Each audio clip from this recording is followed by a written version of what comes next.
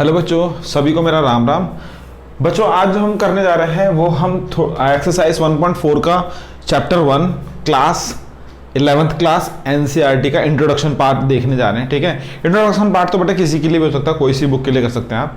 ठीक है, तो बेटा ध्यान से समझिएगा इसको, बहुत ही इंपॉर्टेंट है ये आपके। देखो बेटा आईआईटी जेई या फिर एनडीए एग्जाम या फिर जितने भी आपके एंट्रेंस एग्जाम होंगे उसमें बहुत ही ये जो अब मैं बताने वाला हूँ ये काम आने वाला है।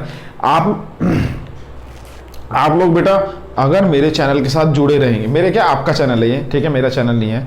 अगर आप इस चैनल के साथ जुड़े रहेंगे तो आपको फर्दर फ्यूचर में भी बहुत अच्छी जो है इंफॉर्मेशन या फिर आपको नई नई वीडियो जो है अपडेटेड वीडियो और शॉर्टकट्स वीडियोस जो है शॉर्टकट कैलकुलेशंस की, मतलब शॉर्टकट्स जो आपके मैथमेटिक्स जो सम्स हैं उसको सॉल्व करने के तरीके वो आप यहाँ पे जान पाएंगे। ठीक है, एकदम मैं सही बता रहा हूँ, आप मतलब कहर ढा देंगे। ठीक है, पूरे उसमें और गर्दा मचा देंगे, फिर गर्दा उड़ा देंगे पूरा। तो फिर आप लोगों से रिक्वेस्ट है कि आप लोग प्लीज़ वीडियो को ज़्यादा से ज़्यादा अपने दोस्तों तक पहुंचाएं और चैनल को सब्सक्राइब कर लें। आइए चलिए वीडियो को स्टार्ट करते हैं।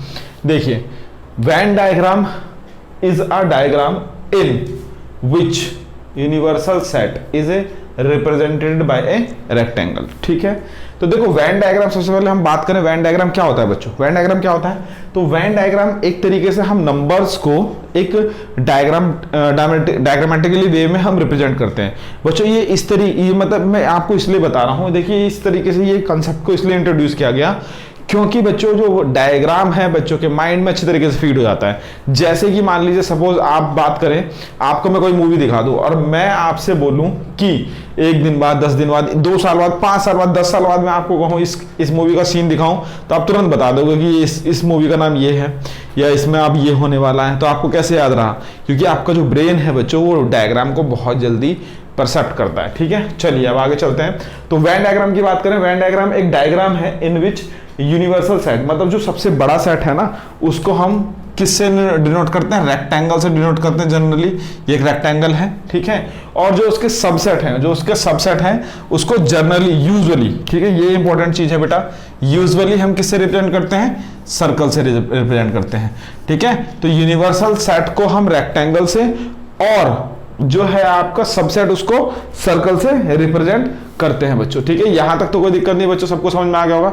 अब देखो मैंने एक एग्जांपल लिया है कि यूनिवर्सल सेट लिया मैंने, 8 तक नंबर लिख दिए। ठीक है, उसको मैंने यहां पर रेक्टेंगल में रिप्रेजेंट कर दिया। ठीक है, अब हम सेट ए की बात करें तो देखो 2 5 6 7, तो देखो बेटा 2 5 सॉरी यहां पर 6 7 है, तो ये आपका एक सेट हो गया। ठीक है, अब 2 6 ये भी आपका क्या हो गया बच्चों, क्या हो गया, आपका सबसेट हो गया। तो देखो यहां पर ये सर्कल है और ये आपका अंडाकार है, इलिप्स शेप में आ रहा है, तो जनरली हम सर्कल में रिप्रेजेंट करते हैं, बट बाकी ये भी चल जाता है। ठीक है, तो ये एक रिप्रेजेंटेशन का तरीका हो गया। अब हम बात करते हैं बेटा ऑपरेशन ऑन अ सेट। 3 बहुत ही बेसिक ऑपरेशन है बच्चों, ध्यान से देखेंगे तो पहला ऑपरेशन है यूनियन ऑफ सेट, दूसरा ऑपरेशन है इंटरसेक्शन ऑफ सेट, तीसरा ऑपरेशन है आपका डिफरेंस ऑफ सेट। ठीक है, तो ये 3 ऑपरेशन है जो आप अभी हम देखेंगे और समझेंगे कि ये क्या है, यूनियन ऑफ सेट क्या होता है, इंटरसेक्शन क्या होता है, डिफरेंस ऑफ सेट्स क्या होता है। इतना स्क्रीनशॉट लें, फिर आगे चलते हैं दोस्तों।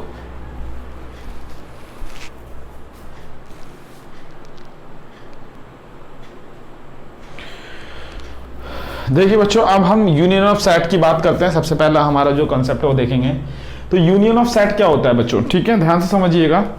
तो यूनियन ऑफ सेट क्या कहलाता है, let A and B any 2 set. ठीक है, 2 सेट ले लिए मैंने, ए और बी, डेफिनेशन देख रहे हैं। देखो बेटा इस चैप्टर में ना थोड़ी सी थ्योरी ज्यादा है, तो टेंशन मत लीजिएगा, बाकी आगे जो चैप्टर है सारे बिना थ्योरी के, ज्यादा थ्योरी नहीं है। ठीक है, तो the union of A and B is the set. ठीक है, हम कैसे लिखेंगे उसे, यूनियन में भी देखते हैं कैसे लिखते हैं। Which consist of all the elements A and all the elements of B, यानी कि ए यूनियन बी जो होगा वो ए के एलिमेंट और बी के एलिमेंट के सबको कंबाइन कर देंगे, तो हमारा क्या बन जाएगा, ए यूनियन बी बन जाएगा। इसमें एक चीज ध्यान रखनी है बच्चों, the common element being taken only once, जो उन दोनों में कॉमन एलिमेंट होगा उसको एक बार लिखना है, 2 बार नहीं लिखना। अभी मैं एग्जांपल देता हूं। इट रिप्रेजेंट द सिंबल, उसको यू से रिप्रेजेंट करते हैं, और कार्ड उसको हम क्या कहते हैं बेटा, कॉल्ड यूनियन। क्या कहते हैं बच्चों, यूनियन कहते हैं। तो एक एग्जांपल देख लेते हैं, जैसे कि मैंने एक एग्जांपल ले लेते हैं कोई सा भी, 3 5 7 है ना, और 6 ले लेते हैं, चलो ठीक है, ये एक सेट ले लिया। बी ले लेते हैं हम आपका, ठीक है, 7 9 10 ले लो, ऐसा कर लो, ठीक है। अब अगर हम बात करें यहाँ पर ए यूनियन बी की, तो ध्यान से समझिएगा बच्चों, पहले हम 3 लिखेंगे, 5 लिखेंगे, ठीक है बच्चों। अब देखो 7 2 टाइम्स है, 2 टाइम्स है ना, 6 भी लिख लीजिए, चलो 7 2 टाइम्स है ना, तो हम उसको एक बार लिखेंगे बच्चों। फिर यहाँ पर 9 बचा हमारा और यहाँ पर 10 बचा, यह आपका क्या हो गया बच्चों, ए यूनियन बी हो गया। इस तरीके से आप सेट को रिप्रेजेंट करेंगे, ए यूनियन बी को, ठीक है। अब इसको अगर हम स्टेटमेंट फॉर्म में लिखें तो कैसे लिखेंगे, देखो जरा, A union of B union of set of A and B, इस तरीके से लिख सकते हैं। अब यहां पर बेटा ये तो हमारा कौन सा फॉर्म हो गया, ये हमारा फॉर्म था रोस्टर फॉर्म या टैबुलर फॉर्म, रोस्टर फॉर्म या फिर टैबुलर फॉर्म, कौन सी फॉर्म थी, टैबुलर फॉर्म। अब ये जो है बच्चों, ये आपका सेट बिल्डर फॉर्म है, कौन सी फॉर्म है बच्चों, सेट बिल्डर फॉर्म है। अब सेट बिल्डर फॉर्म में किस तरीके से लिखते हैं बेटा, A union B, A union B, A union B, x such that x belongs to A. यहां पर ये बहुत इंपॉर्टेंट है, जहां कहीं भी बच्चों और लिखा हो तो इसका मतलब यूनियन होता है, और जहां कहीं भी एंड लिखा हो उसका मतलब इंटरसेक्शन होता है। अभी हम समझेंगे इसको, यानी x such that x x belongs to A और एक्स बिलोंग्स टू बी, इसका मतलब यह है कि ए यूनियन बी जो लिखेंगे उसके जो एलिमेंट होंगे वो या तो ए से बिलोंग कर रहे होंगे, या और का मतलब या फिर बी से बिलोंग कर रहे होंगे। तो ये कंसेप्ट समझ में आ गया मेरे ख्याल से यहां तक आपको।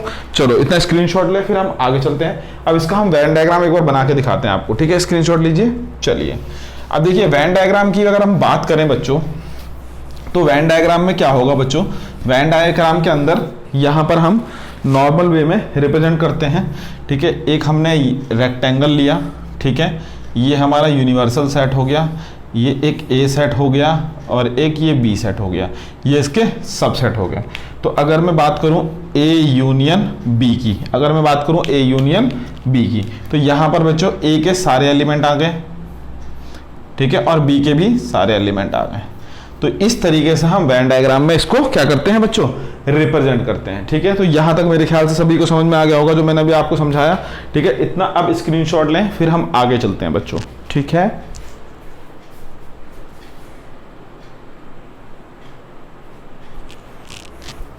देखो बच्चों, अब यहां पर देखेंगे हम properties on operation of union of set, मतलब यूनियन जो है उसकी प्रॉपर्टीज देखेंगे, ठीक है। तो देखो यहाँ पर 3 4 मतलब 5 प्रॉपर्टी हैं, इंपॉर्टेंट प्रॉपर्टीज हैं, ध्यान समझिएगा। कह रहा है ए यूनियन बी और बी यूनियन ए वो क्या है, बराबर होते हैं, उसको बोलते हैं कॉमोटेटिव प्रॉपर्टीज। तो सिंपल सा लॉजिक है, कोई सा भी एग्जांपल ले लीजिए, मान लीजिए 1 और 2, ठीक है, और बी को ले लीजिए 3 और 4, है ना। तो अब ध्यान से समझिए बच्चों, अब मैं क्या कहना चाह रहा हूं, ध्यान से देखिएगा। अगर मैं ए यूनियन बी लिखूं तो क्या आएगा, 1 2 3 4 आएगा, है ना। और अगर मैं बी यूनियन ए लिखूं तो भी क्या आएगा, 1 2 3 4 आएगा, यानी कि दोनों बराबर हो गए। तो इसको बोलते हैं हम कॉमोटेटिव प्रॉपर्टी। नेक्स्ट प्रॉपर्टी देखो बेटा, A union B union C जो है, इस तरीके से लिखेंगे तो हमारा यूनियन सी, फिर ए, फिर इन दोनों को अलग करके फिर बी यूनियन सी लिखेंगे तो वो हमारे एसोसिएटिव प्रॉपर्टी कहलाएगा। ले लेते हैं बेटा सी को, ले लेते हैं हमारा 5 ले लेते हैं ओनली, ठीक है। तो जरा हम लेते हैं, देखो अगर मैंने लिखा ए यूनियन, इसमें थोड़ा सा और इंट्रोड्यूस कर दूं, ए यूनियन बी का यूनियन सी के साथ लिखें, है ना, तो वो क्या आएगा, सिर्फ सी एलिमेंट 5 ऐड करना पड़ेगा यहाँ पर, ठीक है बच्चों। और अगर हम इसको इस तरीके से लिखें कि भाई देखो यहाँ पर पहले सपोज मान लीजिए आप ए यूनियन बी लेंगे तो ये आ गया, और जब उसके साथ यूनियन के साथ सी के साथ यूनियन लेंगे तो 5 और ऐड कर देंगे, ठीक है। अब यहाँ पर भी सेम, मान लो आपने क्या करा, ए यूनियन, अभी बी यूनियन सी लिखो, तो बी यूनियन सी देखो मैं लिखता हूँ जरा, देखिए मैं लिख देता हूँ पहले, बी यूनियन सी, तो ये क्या आएगा 3 4 और 5, है ना। अगर इस पूरे का यूनियन ए के साथ लिख दूं तो क्या आएगा, 1 और 2 और ऐड हो जाएंगे इसमें, 1 और 2, और ये दोनों क्या है, बराबर है। तो इसी प्रॉपर्टी को हम क्या कहते हैं बेटा, एसोसिएटिव प्रॉपर्टी कहते हैं। क्या कहते हैं बेटा, एसोसिएटिव प्रॉपर्टी कहते हैं। अब आता है नेक्स्ट, ए यूनियन 5 के साथ ए आए, ऑलवेज ही आएगा, 5 तो कोई एलिमेंट होता है नहीं, खाली है, तो उसे हम बोलते हैं आइडेंटिटी लॉ। अब ए यूनियन ए होगा तो वो ऑलवेज ए ही आएगा। अगर मान लो इसका यूनियन इसी के साथ निकालोगे तो क्या आएगा एलिमेंट, यही तो आएगा सेम, इसको बोलेंगे आइडेंटिटी लॉ।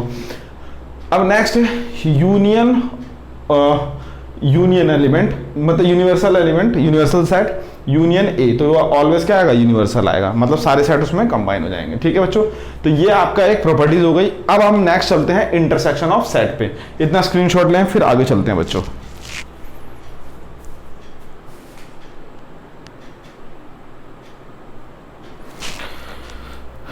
देखो बच्चों, अब यहां पे बात करते हैं हम वेन डायग्राम की, सॉरी इंटरसेक्शन की। तो इंटरसेक्शन की अगर बात करें, इंटरसेक्शन ऑफ सेट की बात करें तो डेफिनेशन की बात करते हैं सबसे पहले। तो डेफिनेशन में क्या कहता है बच्चों, डेफिनेशन में कहता है the intersection of a two sets A and B is the set of all those elements which common to both the A and B. Intersection का मतलब जो कॉमन हो, सिंपल सी बात है, दो सेट के बीच में जो कॉमन हो उसे क्या कहेंगे, इंटरसेक्शन कहेंगे। बेटा एनसीईआरटी के डेफिनेशन में यहां पर आपका ना कॉमन की जगह यहां पर लिखा हुआ है बेटा बिलोंग्स टू, बिलोंग्स टू। ठीक है, बात एक ही है। ठीक है, मैंने वैसे लिख दिया।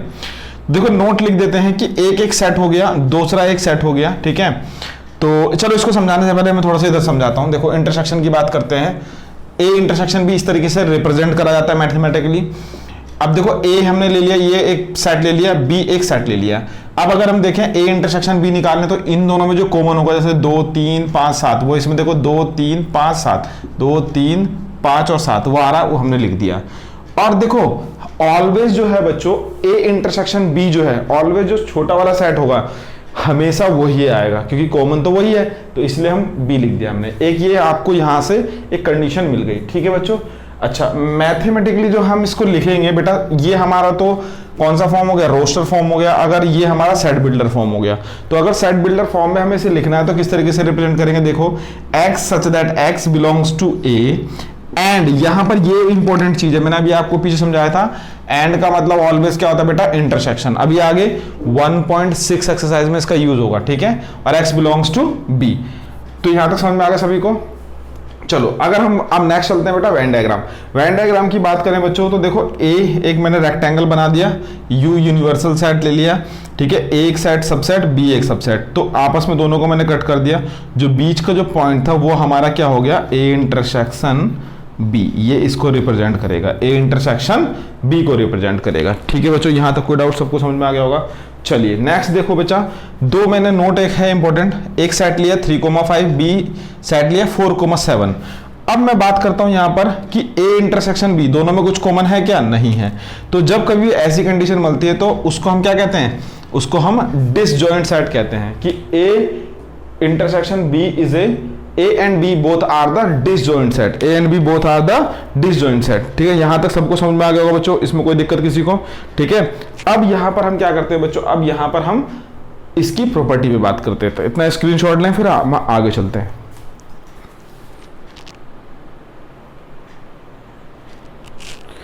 अब देखिए हम प्रॉपर्टीज ऑफ इंटरसेक्शन पढ़ेंगे। ठीक है, तो ध्यान से देखते हैं। पहला कहता है कि भाई कॉम्यूटेटिव लॉ, कॉम्यूटेटिव लॉ कैसे फॉलो करेगा, देखो जरा एक एग्जांपल ले लेते हैं। ए की वैल्यू ले ली मान लो मैंने 1 2, ठीक है, और बी की वैल्यू ले ली मैंने 3, कुछ भी ले लो कोई दिक्कत नहीं है। ठीक है, तो अगर कोई बात नहीं, ठीक है, अगर मैंने ए इंटरसेक्शन बी निकाला तो वो ऑब्वियसली वाले 5 आएगा, और अगर मैंने बी इंटरसेक्शन ए निकाला तो वो भी क्या है, ओबीसी आते 5 आएगा, और दोनों क्या हो गए, बराबर हो गए। तो पहली प्रॉपर्टी हमारी प्रूफ हो गई। कुछ भी एलिमेंट ले सकते हैं आप एग्जांपल में। दूसरी देखो बेटा कि ए इंटरसेक्शन बी, ठीक है, अगर हमने सी एक और एलिमेंट ले लिया, मान लो आप ले लो 4, ठीक है, तो देखो अगर हम यहाँ पर भी सेम ऐसे ही लेंगे बेटा, देखो ध्यान से समझिएगा कि कह रहा है कि ए इंटरसेक्शन बी तो हमारा 5 है, ठीक, और अगर हम सी के साथ भी उसका इंटरसेक्शन ले ले तो भी क्या आएगा, 5 ही आएगा, क्योंकि कॉमन नहीं है ना। अगर हम उसका इंटरसेक्शन ऑफ सी ले लें तो वो भी क्या आएगा बच्चों, 5 आएगा। और सेम अगर हम ऐसे करें बी इंटरसेक्शन सी लें, देखो जरा ध्यान से, बी इंटरसेक्शन सी लें तो भी क्या आएगा, 5 आएगा, और अगर हम इसका ए के साथ इंटरसेक्शन लें तो भी क्या आएगा, 5 आएगा। तो ये भी बराबर है। आप कॉमन वाले एलिमेंट ले सकते हैं तो भी हमारा आंसर सेम ही आएगा, कोई दिक्कत वाली बात नहीं है, ठीक है। तो एसोसिएटिव लॉ हो गया। थर्ड लॉ क्या है, अगर देखो बेटा कोई एक ए एलिमेंट ए सेट है, उसके साथ अगर हम इंटरसेक्शन 5 कर लेते हैं तो ऑलवेज 5 ही आएगा, क्योंकि दूसरा जो 5 सेट है तो उसमें कॉमन तो 5 है ना, तो 5 आएगा, ठीक है। और अगर हम एक हमारा यूनिवर्सल सेट है उसमें इंटरसेक्शन ले किसी एक एलिमेंट का तो क्या आएगा, ए आएगा। जैसे कि मान लीजिए मैंने एक ये यूनिवर्सल सेट ले लीजिए आप, 1 2 3 4 ऐसे 5 तक ले लीजिए, ठीक है। तो अगर मैं यहाँ पे निकालता हूँ बच्चों, ठीक है, देखिए जरा ध्यान से, ठीक है, अगर मैंने निकाला यहाँ पर क्या अगर हमने निकाला यूनिवर्सल इंटरसेक्शन ऑफ ए, है ना, तो देखो यहाँ पर ए कॉमन क्या है, 1 2 है, उसमें भी 1 2 है, तो क्या आएगा 1 2 आएगा। और ये क्या है आपका ए सेट है कि नहीं है, ठीक है, ये चीज बताता हूँ। इसी को हम बोलते हैं लॉ ऑफ फाई और लॉ ऑफ इंटरसेक्शन। अब ए इंटरसेक्शन ए क्या आएगा, ए ही होगा, आइडेंटिटी में लॉन्ग। अब A of intersection B union C, और ए देखो यहाँ पर क्या होगा बच्चों, ध्यान से समझिएगा, इसमें क्या होगा बेटा, ए इंटरसेक्शन बी है ना, तो ये किस तरीके से हो जाएगा, ये इसके साथ शिफ्ट हो जाएगा। देखो ए इंटरसेक्शन बी और यूनियन बीच में, और फिर ए इंटरसेक्शन सी, तो यहाँ पर इसे बोलते हैं डिस्ट्रीब्यूटिव लॉ, डिस्ट्रीब्यूट हो गई चीजें। तो यहाँ पर यूनियन जो है, सॉरी इंटरसेक्शन जो है वो डिस्ट्रीब्यूट हो गया यू के टर्म्स में, ठीक है ना। तो देखो यहाँ पर क्या हो गया, जो यूनियन है वो सॉरी इंटरसेक्शन जो है वो डिस्ट्रीब्यूट हो रहा है, ठीक है। अब नीचे वाले केस में उल्टा हो रहा है, जस्ट अपोजिट, यू डिस्ट्रीब्यूट हो रहा है इंटरसेक्शन पे, ठीक है। देखो यहाँ पर ये देखो A union B intersection A union C, इसका एक एग्जांपल ले सकते हैं आप, ये कोई भी बराबर आ सकता है, मेरे ख्याल से आपको ये चीज समझ में आ गई होगी, ठीक है। अब यहाँ पर बच्चों कुछ हमारे वेन डायग्राम है, इसके बेसिस पे वो देखते हैं जरा। तो यहाँ पर मैं जरा इसको आपके एनसीईआरटी के अंदर वेन डायग्राम बने हुए, उसको हम जरा सॉल्व करते हैं किस तरीके से आएगा। इसको रब कर देता हूँ बेटा, स्क्रीनशॉट लो, ठीक है। तो देखो जरा वेन डायग्राम, सबसे पहले अगर हमारा ए इंटरसेक्शन बी का जो वेन डायग्राम है वो किस तरीके से बनेगा, उसको हम अभी देखते हैं, ठीक है बच्चों। यहाँ तक तो कोई डाउट नहीं है, सबको समझ में आ रहा होगा। चलिए तो देखिए जरा यहाँ पर समझिए जरा कि भाई एक हमारा क्या है, ये हमारा एक ट्रायंगल है, सॉरी रेक्टेंगल है, ये हमारे 3 सर्कल हो गए, ठीक है, ए बी और सी। पहला पूछता है ए इंटरसेक्शन बी निकालिए आप, ठीक है। तो देखिए जरा, अगर ए इंटरसेक्शन बी पूछता है तो ए ये हो गया, बी ये हो गया। अब उन दोनों में कॉमन पॉइंट क्या है, ये है। तो देखो इसमें सी भी आ रहा है, मगर उसमें कुछ सी के बारे में तो कुछ बोला ही नहीं है, तो हम सी को क्या करेंगे, लेंगे, डेफिनेटली लेंगे, ठीक है। ये चीज समझ में आ गई होगी आपको, पहला पॉइंट। अच्छा दूसरा, अगर मैं इसी में पूछूं आपको कि मुझे बताओ कि ए इंटरसेक्शन सी, तो देखो ए इंटरसेक्शन सी क्या होगा, ए और इंटरसेक्शन सी, तो ये वाला पूरा पॉइंट कॉमन आ जाएगा, ठीक है। तो ये ए इंटरसेक्शन सी हो गया, ये वाला पॉइंट, और ये वाला हो गया, ठीक है बच्चों। यहाँ तक कोई डाउट, इसमें कोई संख्या है, कोई दिक्कत है तो बताएं, ठीक है, सबको समझ में आ रहा होगा। अब जो मैंने आपको डिस्ट्रीब्यूटिव प्रॉपर्टी बताई थी, ठीक है, तो उस प्रॉपर्टी के बारे में थोड़ा सा जज करते हैं। इतना स्क्रीनशॉट ले फिर आगे चलते हैं, ठीक है। मैंने अभी आपको क्या बताया था, ए इंटरसेक्शन बी है ना का यूनियन और ए इंटरसेक्शन सी, मैंने ये भी आपको एक्सप्लेन किया था मेरे ख्याल से, ठीक है। तो इसका डायग्राम किस तरीके से बनेगा अभी देखते हैं जरा। इसको जरा मैं रब कर दूं, ध्यान से समझिएगा बच्चों। एक रेक्टेंगल बनाया सबसे पहले, 3 सर्कल लिए हमने, ठीक है, थोड़ा सा नीचे ले लो इसको, ठीक है। ये ए हो गया, ये बी हो गया और ये सी हो गया। अब देखिए बच्चों, ध्यान से देखिएगा किस तरीके से। सबसे पहले क्या बोल रहा है, ए इंटरसेक्शन बी, ठीक है। तो ए इंटरसेक्शन बी तो ये वाला पार्ट आ जाएगा हमारा, अभी जो मैंने ऊपर निकाला, और ए इंटरसेक्शन सी जो पार्ट होगा वो वाला ये वाला पार्ट होगा, ठीक है। यहां तक तो कोई डाउट। अब कह रहा उन दोनों का यूनियन, उन दोनों का क्या कह रहा है वो, यूनियन बोल रहा है बच्चों। उन दोनों का जब यूनियन की बात कर रहा है तो मेरे ख्याल से ये सारा पार्ट आ जाएगा उसके अंदर, ठीक है। यही आपका इसका आंसर होगा बच्चों, ठीक है। यहां तक कोई डाउट, सबको समझ में आ गया होगा, ठीक है। अगर हम नेक्स्ट की बात करें, 4 जो पार्ट है हमारा वो पूछा गया है A intersection B union C, A intersection B union C. तो इसकी बात करें तो यहां पर भी सेम डायग्राम बनेगा आपका कि भाई इसको हम इस तरीके से लिख सकते हैं डिस्ट्रीब्यूटिव प्रॉपर्टी के अंदर, ठीक है। तो देखो यहां पर ए इंटरसेक्शन बी ये हो गया, ए इंटरसेक्शन सी ये हो गया, और उसका यूनियन पार्ट ये पूरा आ गया, ठीक है। तो इसका भी सेम ही डायग्राम बनेगा, सेम, क्योंकि हम इसको इस तरीके से लिख सकते हैं, ठीक है बच्चों। यहां तक कोई डाउट, सबको समझ में आ गया होगा, ठीक है। अब नेक्स्ट जो आपका पॉइंट है, नेक्स्ट जो आपका टॉपिक है वो है डिफरेंस ऑफ सेट। इसको नोट करें, फिर हम आगे चलते हैं बच्चों।